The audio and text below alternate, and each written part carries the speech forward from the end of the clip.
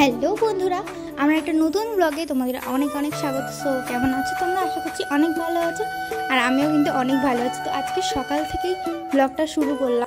আজকে আমার ঘুমটা ভোরবেলাতেই ভেঙে গেছে, মানে অনেকটাই ভোরে, যখন একটু অন্ধকার অন্ধকার ছিল তখনই ভেঙে গেছে। জানি না কেন এত তাড়াতাড়ি ঘুম ভেঙে গেল। তো আমি সকালেই ছাদে চলে গেলাম একটু আলো হওয়ার পরে, কারণ অন্ধকারে তো ভয় লাগছিল, যার জন্য আমি একটু আলো হওয়ার পরেই ছাদে চলে গেছিলাম। আর এত সুন্দর হাওয়া দিচ্ছিল, দুপুর টাইমে তো গরমটা বেড়ে যায়, সকালের এই ওয়েদারটা দারুণ লাগছিল। আর সূর্য ওঠার আগের যে মুহূর্তটা, সেটা আমি পুরো ক্যাপচার করেছি। সূর্য ওঠার আগের মুহূর্তটা সত্যিই খুব সুন্দর, এটা আমি বুঝতে পারলাম। আমি ছাদে উঠি না খুব একটা সকালে, বাট আজকে উঠে ভীষণ ভালো লাগলো। তোমরাও দেখে নাও, সকালে উঠলে কিন্তু শরীরটাও সারাদিন খুব ভালো লাগে। তারপরে আমি চলে গেছিলাম পড়াতে। এই যে আমার পুচকি স্টুডেন্ট আমাকে খুব জ্বালাতন করে, তো আজকে আমি ওকে প্রথম দিন পড়াতে গেছিলাম। দুষ্টু হলে কী হবে, ও কিন্তু পড়াশোনায়ও ভালো, পড়াশোনা করেও কিন্তু লিখতে চায় না। আমার কাছে অনেক বকাও খায়, মারও খায়।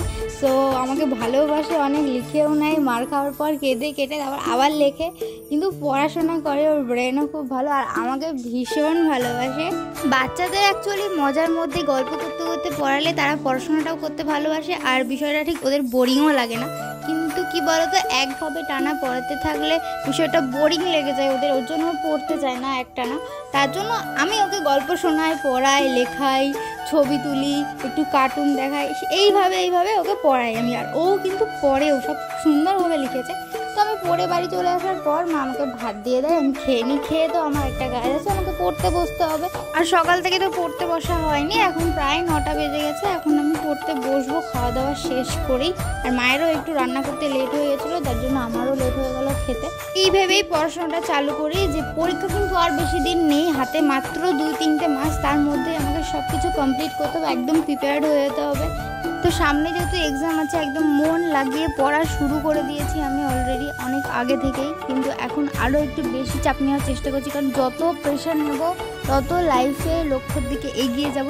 আমার রুটিন অনুযায়ী আজকে আমি গ্রামার, হিস্ট্রি, জিওগ্রাফি করছি। এই কয়টাই আজকের আমার রুটিন। এটা আজকে আমি কমপ্লিট করব। মিনিমাম 3 থেকে 3.5 ঘন্টার মধ্যে একটা চ্যাপ্টার ওয়াইজ আমি পড়ি এবং মক টেস্ট দিই, যেগুলো আমার ভীষণ ভালো লাগে, ইন্টারেস্ট লাগে, যে কোন দিন কতটা আমি এগিয়ে যাচ্ছি সেটা আমি জানতে পারি মক টেস্টের মাধ্যমে। তোমরা কারা কারা মক টেস্ট দাও, আর কোন গ্রুপ থেকে দাও, কোন পেজ থেকে দাও, আমাকে একটু কমেন্টে জানিও, তাহলে আমার একটু সাহায্য হবে।